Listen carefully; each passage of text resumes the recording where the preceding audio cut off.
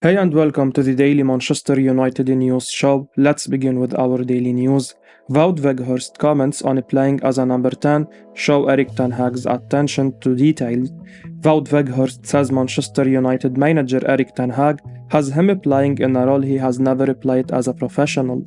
Weghorst has spoken to United's official website about playing as a number 10 in recent matches against Leeds United and Barcelona.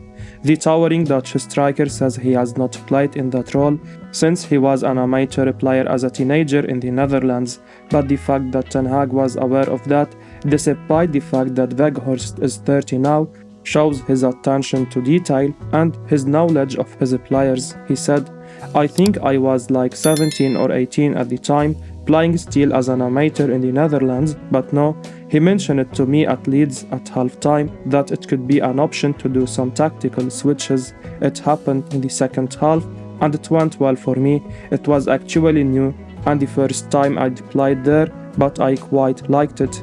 The most important thing for me is to help the team. It helped us to win the match over there, doing also my defensive work.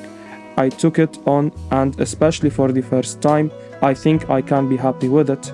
Ten Hag has brought a meticulous attention to detail to Old Trafford, and he clearly has a huge knowledge of his players' careers and background.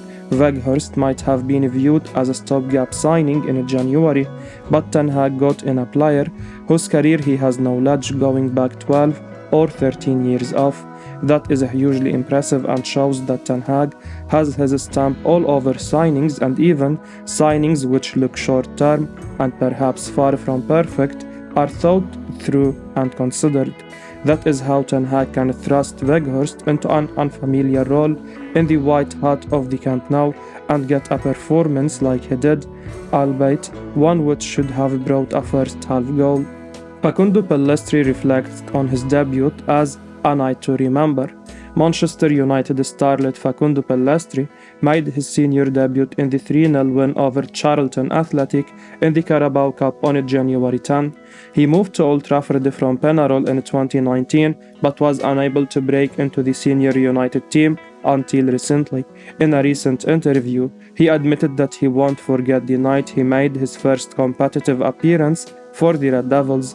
He said via manunited.com, "It was incredible because I had been looking forward to that moment for a long time. I was the one who enjoyed being on the pitch and wearing the Manchester United shirt, and luckily there were 10 minutes more or less and I could touch the ball a lot and make that assist for Rashford. So it was a very good moment, perfect, and it's a night I am going to remember. Every time I train, every time I play a game, I will remember that night because it was incredible." Erik ten Hag rates the 21-year-old highly. This is why he rejected loan offers in the winter transfer window due to heavy competition. Pellistri won't see regular game time at Old Trafford. Antony and Jadon Sancho are ahead of him in the pecking order. He will have the onus to produce lively performances whenever he gets a chance off the bench. His display against Charlton showed he possessed the vision to create chances for the team. He is well regarded in Uruguay and is a regular member of the international squad. He featured 3 times at the 2022 World Cup. Alejandro Garnacho has also thrived under Ten Hag, making 24 appearances this term. If Pellistri can make the same impact as Garnacho has in his cameos, Ten Hag will trust the Uruguayan more often. Spain want Manchester United forward Alejandro Garnacho to switch national allegiance. Spain want Manchester United forward and Argentina under-20 international Alejandro Garnacho to switch his national allegiance, according to the Mirror. La Furia Roja would like to see the 18-year-old ditch the South American nation and become part of their future along with Barcelona stars Gavi and Pedri. The 2010 World Cup champions are looking to entice the Red Devils youngster with the promise of immediate caps. Garnacho has dual nationality. The forward's mother is Argentinian, while his father is Spanish. As a result, the youngster is eligible to play for both countries. The 18-year-old spent all his life in Spain. He even played for La Furia Roja's under-18 team. However, he subsequently took up an offer to join Argentina's under-20 squad.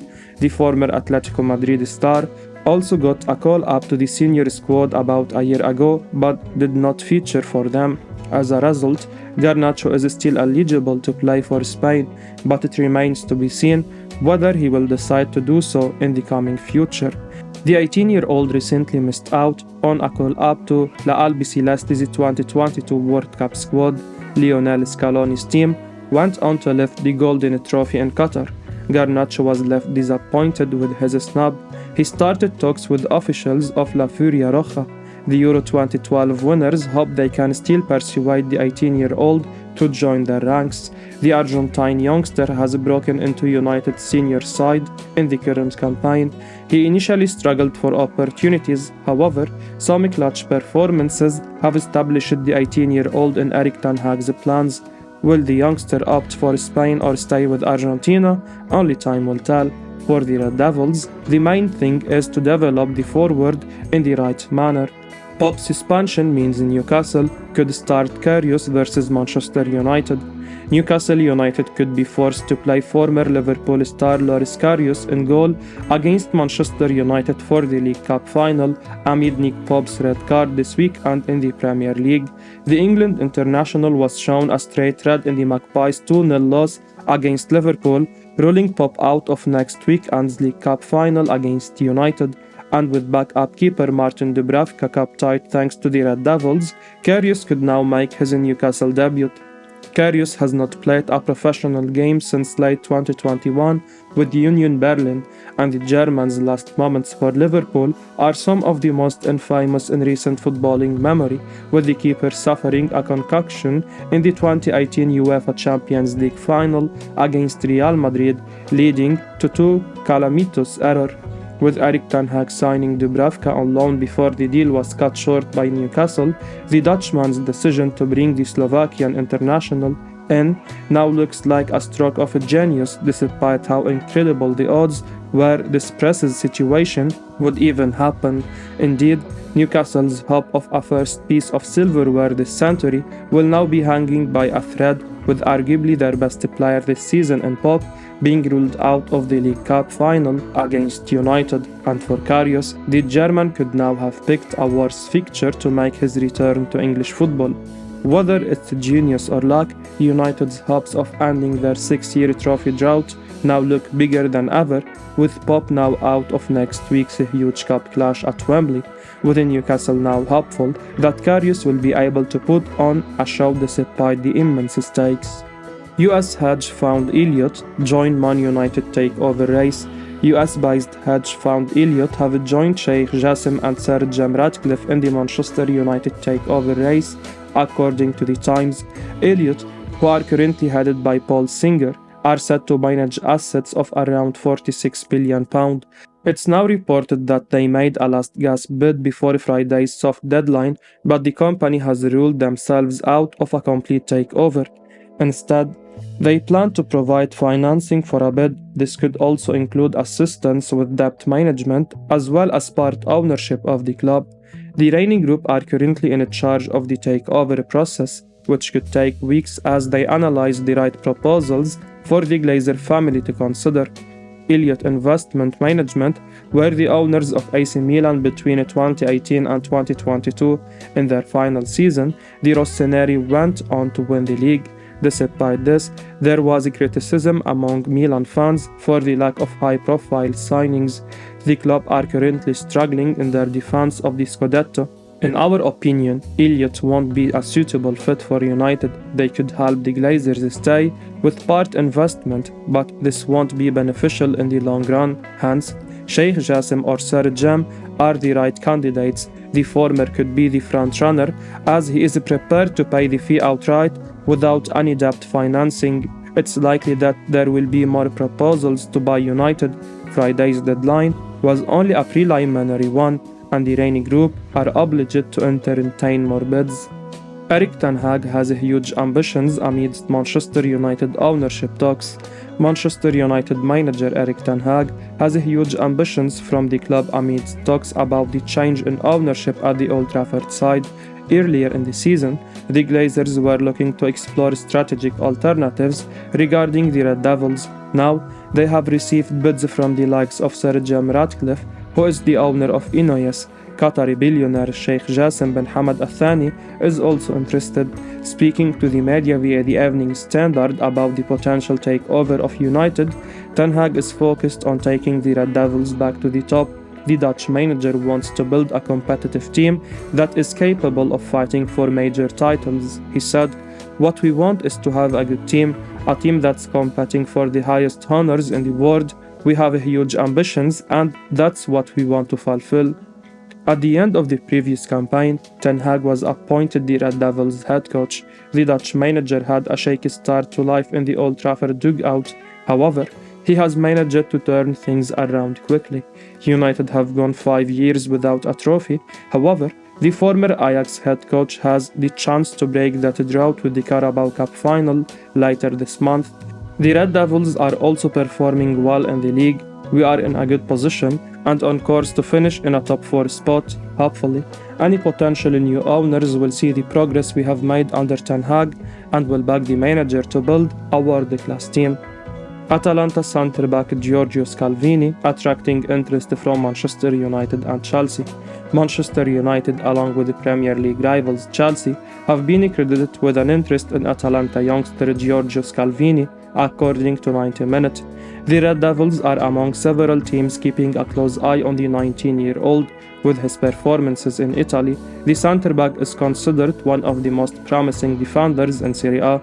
Scalvini made his way through the youth ranks at Ladia. In the previous campaign, the youngster broke into the Bergamo-based club senior side. However, this season, the centre-back has established himself as a starter. He has made 20 appearances in all competitions, scoring 2 goals and providing an assist. The defender also has 3 caps for Italy. Graham Potter's team have struggled at the back in the current campaign. The Blues signed Kalidou Koulibaly in the summer of 2022 to bolster their defense. However, the Senegal international has been underwhelming in West London. Subsequently, Chelsea bought Benoit Badiashile in January. The former Monaco star has been impressive alongside Thiago Silva in the few games he has featured in so far. Potter can also call upon Wesley Fofana and Chalobah. As for United, Lisandro Martinez and Varane have been Erik ten Hag's preferred duo in the backline.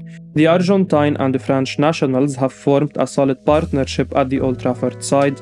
However, as a result, Harry Maguire and Victor Lindelof have been relegated to the bench. The two have found game time hard to come by under the Dutch manager. Therefore, it would not come as a surprise if our captain or the former Benfica defender decides to leave the club at the end of the season for regular minutes. In that case, a young and talented centre-back like Scalvini seems like the right player to pursue. Man United contact Jorge Mendes over signing Gonzalo Ramos. Manchester United have made contact with super agent Jorge Mendes regarding a summer deal for Benfica striker Gonzalo Ramos, according to Record. The Portugal international is regarded as one of the best young strikers in world football, and United are determined to bring him to Old Trafford in the next transfer window. The hierarchy have already opened talks with his agent, Mendes, over a transfer, but Record claim that Benfica have no plans to discuss a deal until the end of the season. The club are currently top of the Primeira Liga with 5 points lead over Porto, and they want their players to be fully concentrated on their respective roles for now. Ramos played second fiddle to Darwin Núñez at Benfica last season. With the Uruguayan's exit, he has taken over the mantle to become their leading striker. The 21-year-old has bagged an impressive 18 goals from 30 outings for Benfica this term. He has also excelled with his links-up play, registering 8 assists. In our view, the youngster has the potential to become a complete striker. He obviously likes the big occasion and recently made the headline at the World Cup. Ramos got the surprise nod over Cristiano Ronaldo to lead the line against Switzerland in December and showed his class with an assist and an extraordinary hat-trick. United are hoping to use their good association with Mendes to land Ramos, but they won't get him for cheap with his release clause currently at 120 million euros. Benfica were reluctant to lose Enzo Fernandez to Chelsea until they agreed to pay the 120 million euros buyout clause in installments. It could be similar with Ramos. This should not be a stumbling block for the Red Devils, particularly if they have a new and ambitious owner replacing the Glazers in the next few weeks. I will be uploading daily Manchester United news, so keep your eyes on the channel and don't forget to like and subscribe. I appreciate your support. Peace out.